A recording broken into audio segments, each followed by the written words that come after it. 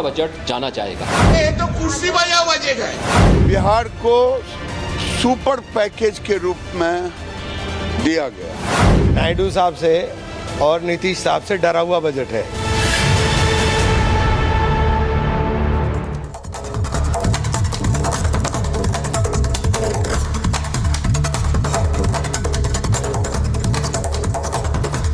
नमस्कार, आपके साथ मैं हूं सुजाता कुकरेती। आप देख रहे हैं अपना फेवरेट डिबेट शो महाभारत, और महाभारत में आज बात होगी देश के बजट की, जो अब से थोड़ी देर पहले देश की वित्त मंत्री निर्मला सीतारमण ने पेश किया है, और आज उसी की बात करूंगी।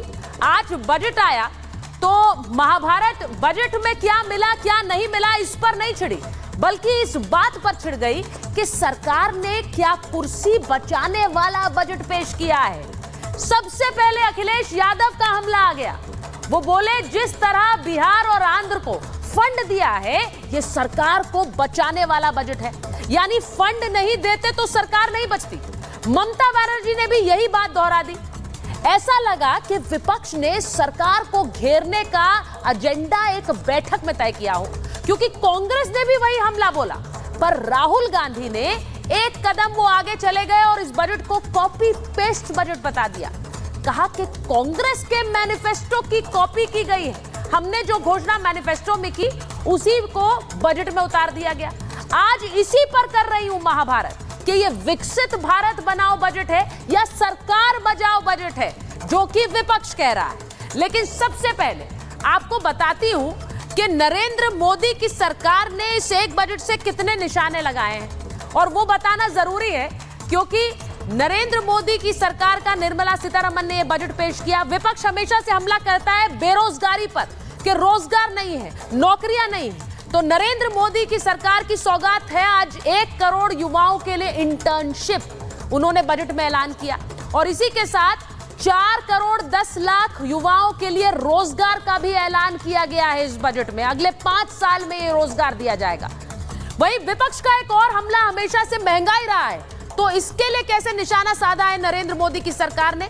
करदाता को 17,500 तक का फायदा नए स्लैब में, जिस इनकम टैक्स में जिसका ऐलान किया गया, और वहीं महिलाओं के लिए 3 लाख करोड़ तक के लिए योजनाओं का ऐलान किया गया है। अब एक बड़ा हमला जो बार बार विपक्ष करता है, ये कमजोर सरकार है, ये कभी भी गिर सकती है।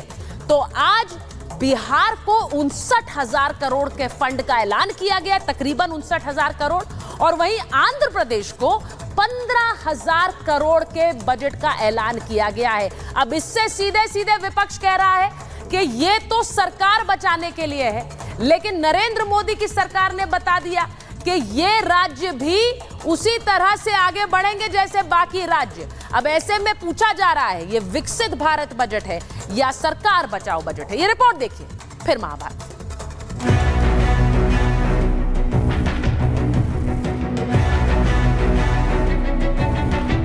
We need to focus on 4 major castes, namely the Garib, Mahilaएं, युवा and अन्नदाता। वित्त मंत्री निर्मला सीतारमण रिकॉर्ड 7वीं बार बजट तो लाई, लेकिन सियासत भी हाई हो गई। जैसे ही बजट आया अखिलेश यादव का हमला आ गया। वो कहने लगे कि सरकार बचाने वाला बजट है। यही बात ममता बनर्जी ने भी दोहरा दी। सरकार बचानी है तो अच्छी बात है कि बिहार को, आंध्र प्रदेश को कुछ विशेष पैकेज या विशेष योजनाओं से जोड़ा गया है। This budget is totally directionless, anti people, no vision, only the political mission is there. Congress का भी यही राग है। राहुल और खड़गे तो कह रहे हैं कि सहयोगियों को खुश करके बस कुर्सी बचाने की कोशिश हुई है। इंडी इसीलिए परेशान है क्योंकि नीतीश और नायडू के लिए मोदी ने खजाना खोला है। बिहार को पावर प्रोजेक्ट के लिए 21,400 करोड़, 3 एक्सप्रेसवे और सड़क मार्ग के लिए 26,000 करोड़ और बाढ़ से बचाने के लिए 11,500 करोड़ का आवंटन हुआ। वहीं आंध्र प्रदेश में अमरावती विकास के लिए 15,000 करोड़, पोलावरम प्रोजेक्ट और 2 आर्थिक कॉरिडोर मिले। कुल मिलाकर करीब 50,000 करोड़ की राशि मिली, जिसके बाद नीतीश और नायडू दोनों ही मोदी को धन्यवाद कह रहे हैं, जिससे विपक्ष का भड़का हुआ एजेंडा फ्लॉप हो गया है।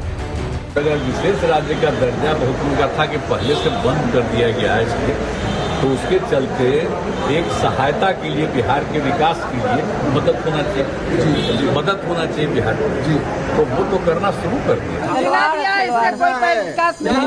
रेलवे के झुनझुना है। कहते हैं हम बिहार में बहार है, एनडीए का सरकार है। बिहार को सुपर पैकेज के रूप में दिया गया। बजट को भले ही बिहार और आंध्र के लिए बहार बताया जा रहा है, लेकिन मोदी ने बता दिया कि बजट सबका है। आज का बजट नए अवसर, नई ऊर्जा लेकर आया है। ये ढेर सारे नए रोजगार, स्वरोजगार के अवसर लेकर आया है।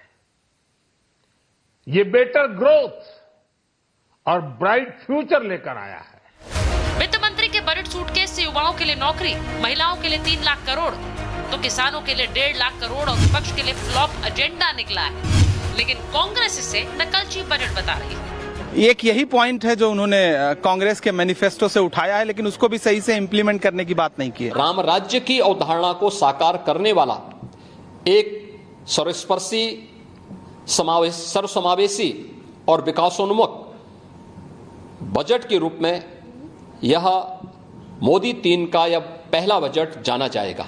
समाज के गरीब वर्ग के लोग हों, हमारी नारी शक्ति हो, देश को आगे लेके जाने वाले हमारे युवा हों या हमारे अन्नदाता किसान भाई हों, हर एक वर्ग का ध्यान इस बजट में रखा गया है। मोदी ने बजट से विपक्ष के सारे एजेंडे ध्वस्त कर दिए। नरेंद्र मोदी की सरकार के इस बजट ने बेरोजगारी वाले हमले पर रोजगार का पलटवार किया है और महंगाई वाले हमले पर टैक्स से बचत दे दी है। लेकिन बजट आए और सियासत ना आए, ऐसा तो हो नहीं सकता। और इसीलिए इस बार सरकार बचाने वाला बजट का हमला हुआ है। Bureau report, Republic Bharat.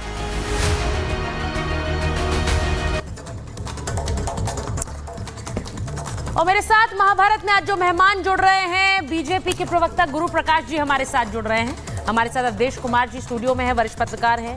Anupriya जी जेडीयू की प्रवक्ता है। राजकुमार भाटी जी समाजवादी पार्टी के राष्ट्रीय प्रवक्ता है। प्रियंका भारती जी आरजेडी की प्रवक्ता है। प्रेम कुमार जी वरिष्ठ पत्रकार है और विवेक श्रीवास्तव जी राजनीतिक विश्लेषक के स्टूडियो में है। लेकिन सबसे पहले गुरु प्रकाश जी आपके पास आ रही हूँ। सरकार बचा ली है आपने। आंध्र प्रदेश और बिहार को जो फंड दिया है उसे विपक्ष सरकार बचाओ बजट कह रहा है। नहीं, देखिए ऐसा है कि विपक्ष बजट पे क्या टिप्पणी कर रहा है मुझे समझ में नहीं आ रहा है। कांग्रेस के लोग कह रहे थे कि हमारे बजट को कॉपी कर लिया और वही लोग कह रहे थे कि ये बजट बिल्कुल ही बेकार है।